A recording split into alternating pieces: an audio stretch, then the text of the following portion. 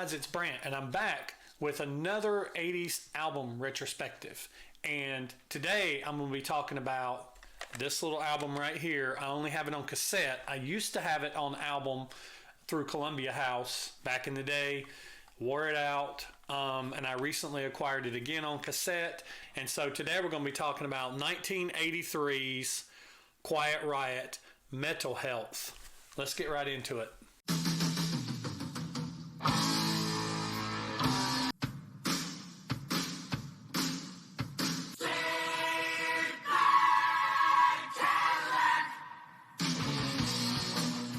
Quiet Riot's Mental Health was recorded in 1982 and released on March 11, 1983 on the Pasha Music House label.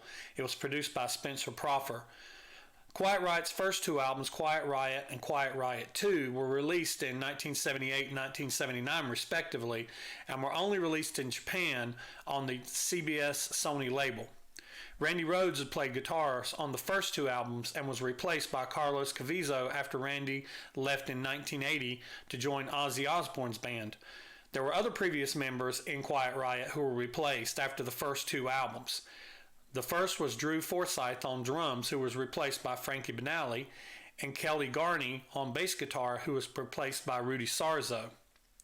The album is known as one of the first metal rock albums to reach number one in 1983, knocking Police's Synchronicity out of the number one spot on the U.S. Billboard 200. The album has sold over 10 million copies worldwide and is considered a classic among heavy metal fans worldwide. Now, I was about 14 when this album came out, and I just turned 14, and I remember Quiet Riot playing in the U.S. festival, and that was in May. It was May the 28th. They played on May the 28th, and Motley Crue played on that same day. I remember that Motley Crue's Shout at the Devil album wasn't out yet, but yet they already had their their Shout at the Devil costumes, or their outfits, or whatever you want to call them, and they played songs off of the Shout at the Devil album, in addition to playing songs off their first album, Too Fast for Love. And I remember going to the record store and being like, where's this new Motley album coming out?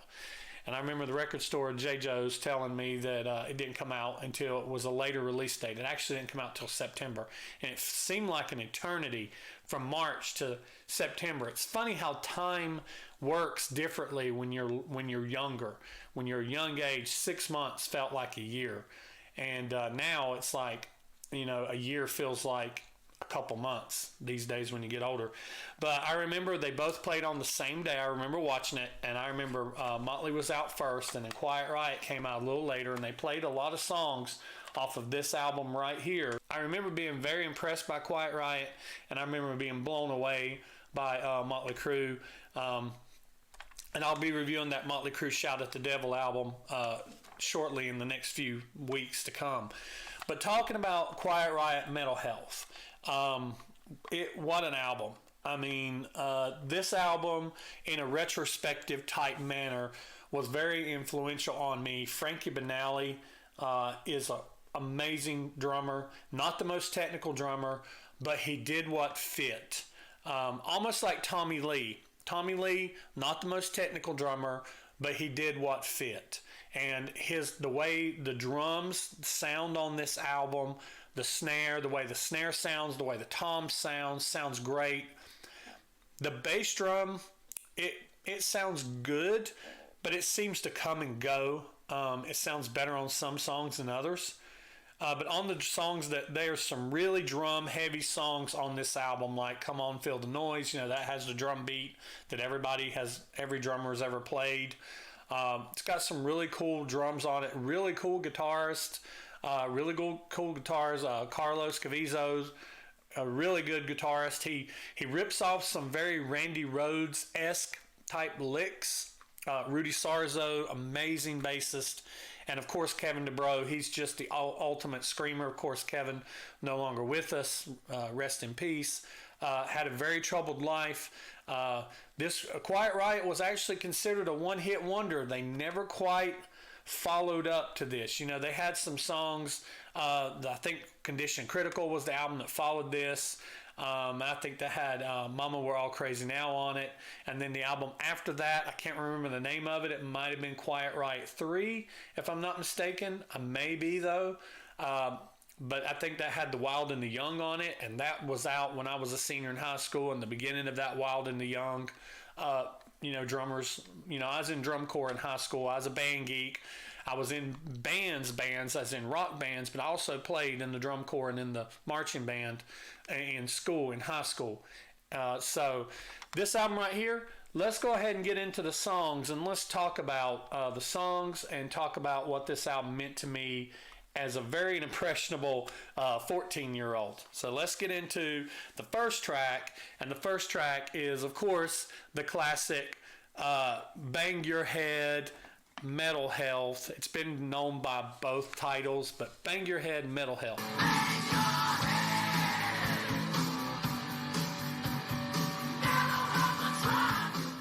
Now, I know this song didn't do as well as Come On Feel the Noise, but I like it better.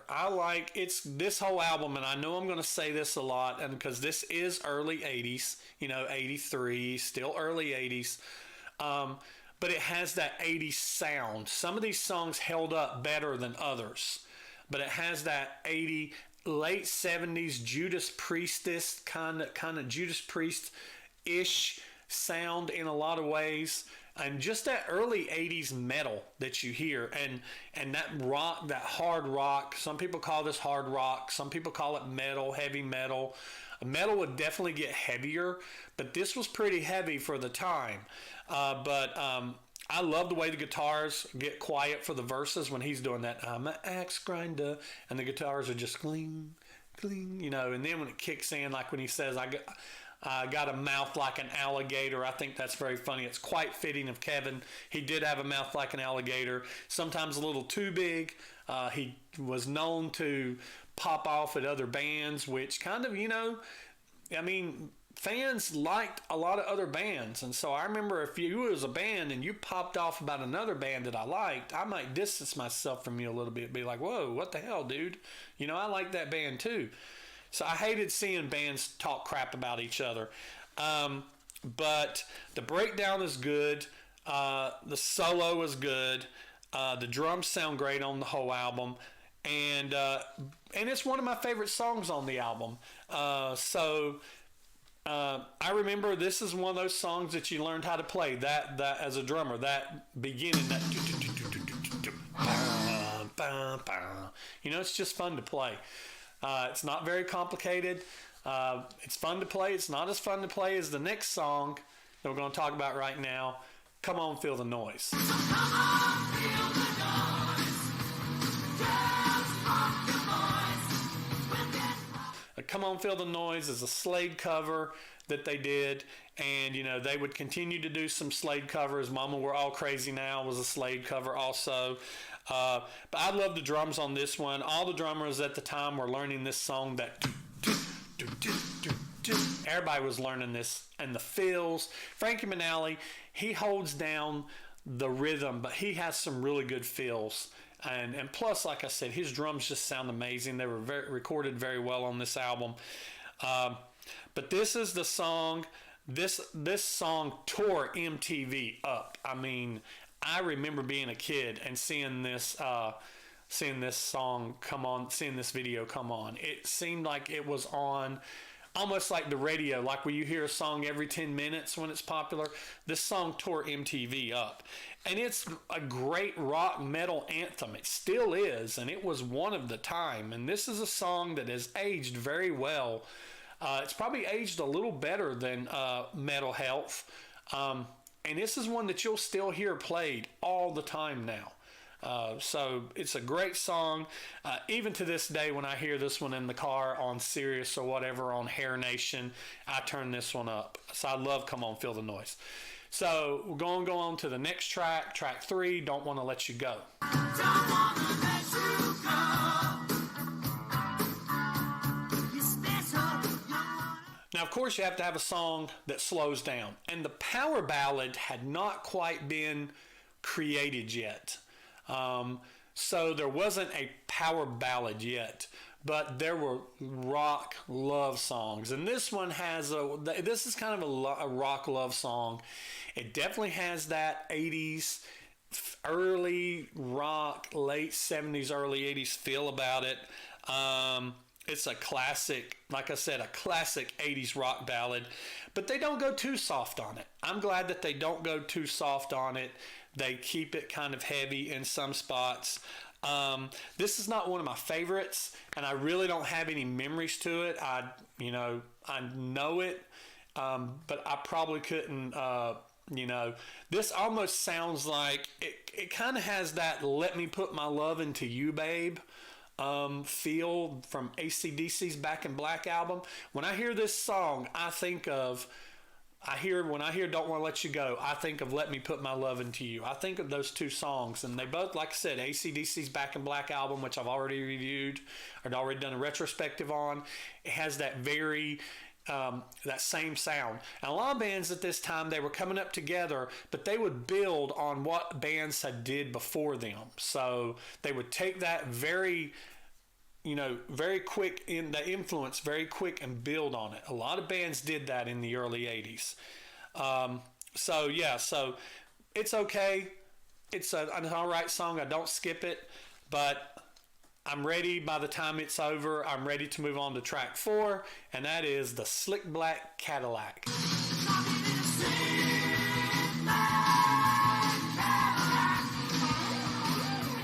The Slick Black Cadillac is the only song on the album that was co-written by Randy Rhoads. It was basically a re-recording of the song that was on the previous Quiet Riot 2, their second album. Now, I love this song. I freaking love Slick Black Cadillac. It gives me chills, just that opening, that Slick Black Cadillac. Da, da, da, da, da, and that riff, da, da, da, da, da, just a big black set of wheels, what it takes to get me off. I mean, I love this song. I just freaking love it. And when this song comes on, there's not a high enough volume on the stereo. This song gets jammed out. They kick ass on this song live. If you've ever check them out live, the US Festival, they do okay on it. But if you check out other videos on YouTube where they do this song live, it sounds really great.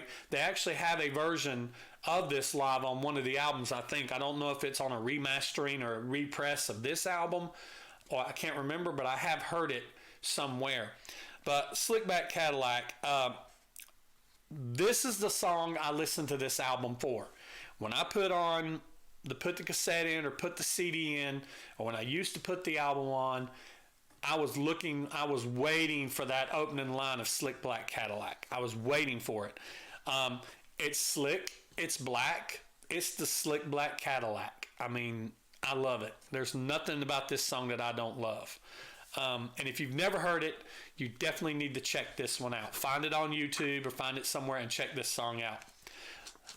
So then we go on to the next song, track 5, Love is a Bitch. Love's a bitch, baby. Love's a bitch. And that's true. Love can be a bitch. Love's a bitch, baby. Love's a bitch. Yes, it's crazy. Now, if I Don't Want to Let You Go was a rock ballad, an 80s rock ballad, then Love's a Bitch is even more of an 80s rock ballad. But what a classic early power metal. This is a metal song that is a rock ballad song. I mean, that comes when they come in that Love's a Bitch, baby. I mean, it's AC/DC-esque, in a way. If AC/DC was, Let Me Put My Love Into You is about as close as you're going to get on an AC/DC love song. So Love's a Bitch is a really good song. It's a love song, but it's talking about love can be a bitch. It's just an amazing song. So after that, and I love playing Love's a Bitch. I love playing it on drums. I meant to mention earlier about Slick Black Cadillac.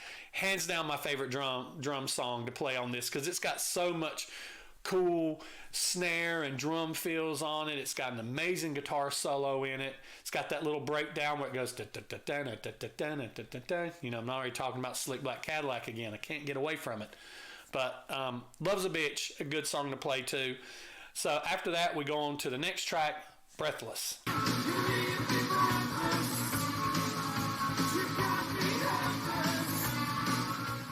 I'm not sure about Breathless. I'm not sure if it's where the song comes on the album, like as far as tracking goes, or if it's the actual song itself. I like the song okay, but it just bothers me because it comes in like right after Love's a Bitch. It has that early 80s vibe for sure. And it just bothers me that it's not quite a rocker. And it's not quite a love song. It's just kind of, you know, and it's got that, you leave me breathless, I'm so helpless. I mean, it's just, you know, I don't really know exactly how I feel about this song. It's potential skippable because the reason why I have a tendency to skip this song is because of the next song, and that is Run for Cover. You better run for cover.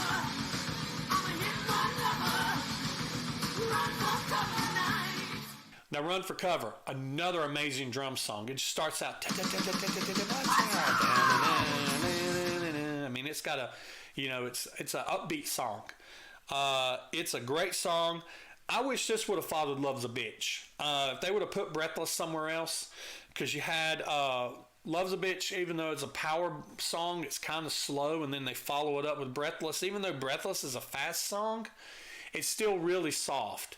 They should have followed it up with Run for Cover. It's upbeat rocker. Kevin has a great screaming voice. He screams so great in this song, in this whole album. And the drum part just before the solo is as fun as you can get, because it's like, and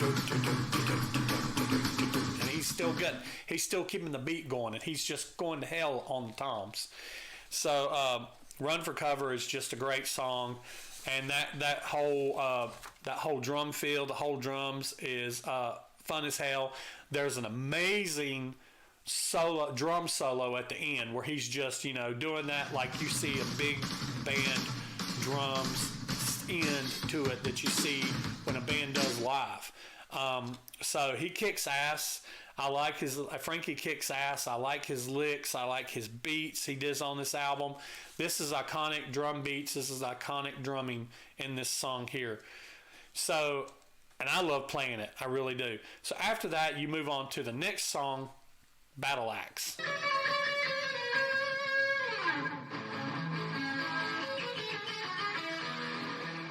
Now, Battle Axe, it's a guitar solo. So if you're a guitarist, you'd probably love this. Maybe, I don't know. It's Carlos. He does a good job. He sounds very much like Randy Rhoads. It's very Randy Rhoads in part of it, but it's a guitar solo. It's not a song. It's basically a guitar solo. And you saw bands do this, like Dokken would do it, like Mr. Scary. Now this and with Mr. Scary, it was a full out band. You know, just George Lynch going to hell on the guitar, and you know, and the other band members playing along with him. This is just Carlos doing a guitar solo. So, you know, it's okay. But I really like the next song it takes us into, which is called Let's Get Crazy.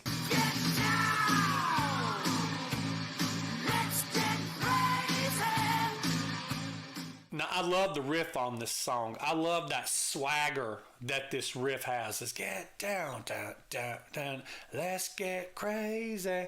I love the rock. I love that a rocker was placed this late on the album. A lot of times you hear albums, they'll once you hit the B side of the album, you'll get a couple strong songs at the beginning of the B side, and then it'll just kind of continue to peter out as it gets towards the end of the album. But I love that they put this rocker at the end, and this song has hands down my favorite lick on the album.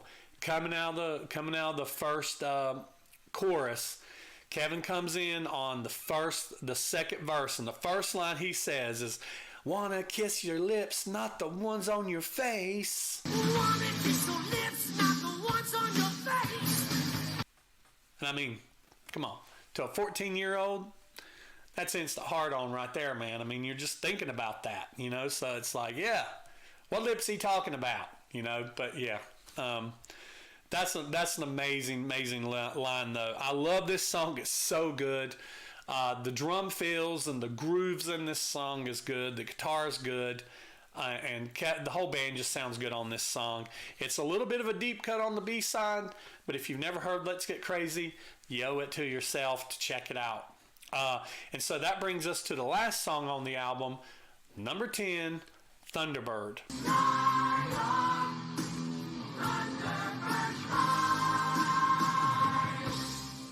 Now, I love this song. It's just one of those songs that it touches me so much, and to hear it, it just makes the hair on my arm stand up. And it's such a beautiful song and such an amazing song to be a tribute to Randy. We lost him way too soon, and who knows what the rock world what great things we would have been able to get from Randy, had he not passed so soon. But my hair just stands up on my arms when I hear this, and I just get those cold chills. And it's a great song. I love when it kicks into that chorus, that fly on, Thunderbird, fly. I mean, that's just so great. And I tell you, it'll bring tears to your eyes. It really does. When I hear this song, it brings tears to my eyes. And what a way to end an album. I don't think even though it's kind of a power ballad, not really a ballad, not really a love song, just kind of a tribute song. And what a way to end a classic and an essential metal rock album. This album should be in your collection. Cassette form, CD form, album form. This album should be in your collection, and you should pull this one out every so often and listen to it, because it really is an amazing record. This is one of those 80s albums, like I said. I do my retrospectives on albums that shaped me, and this is one album that shaped me in one way or another. It shaped my playing style as far as trying to emulate and imitate what Frankie was doing on the drums, and just this kind of just rock metal, harder riffs, good old just rock and roll.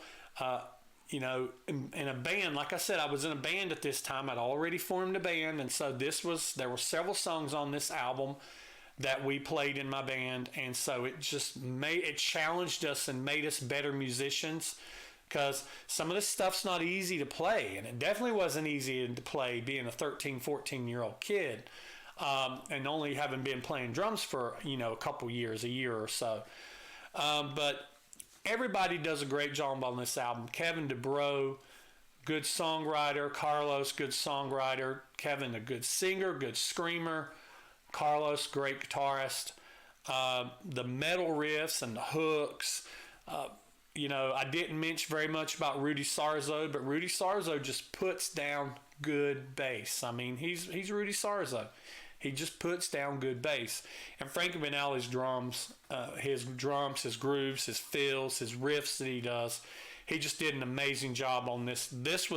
To me, this was Quiet Riot at their pinnacle. It's like, I don't like to call Quiet Riot a one-hit wonder, but this was their peak. This was them at their best. It's almost the perfect album. There's some blemishes on it, but this is an album that, like I said, you should own it. If you don't own it, you need to buy it, get it. I picked mine up for $3. I'm looking for it on vinyl because I want it on vinyl. I've got it on cassette just to hold me over. And this is one, if you do own it, pull it out today and take a listen to it, okay? So that's my retrospective for today, guys. I really appreciate you hanging with me, being patient. I've been sick, so I was sick for almost a month. Just now starting to get my voice back, still a little stopped up. But I appreciate each and every one of you who watch my videos, who comment. If you've not already, subscribe to the channel. Give me a thumbs up. Leave a comment down in the comment section. Tell me what you think about this album. Tell me what you think about the 80s retrospective series I'm doing. I've got other videos. I'll put the playlist at the end of the video here so you can check out my other ones I've did. And if you like the videos, subscribe and click the notifications and keep coming and hanging out with me. I'm Brant with In My Head channel. That's all I've got for today. I'll be back soon with another 80s retrospective. Until then, I'll see you next time. Thanks for watching, guys. One of my dogs has allergies.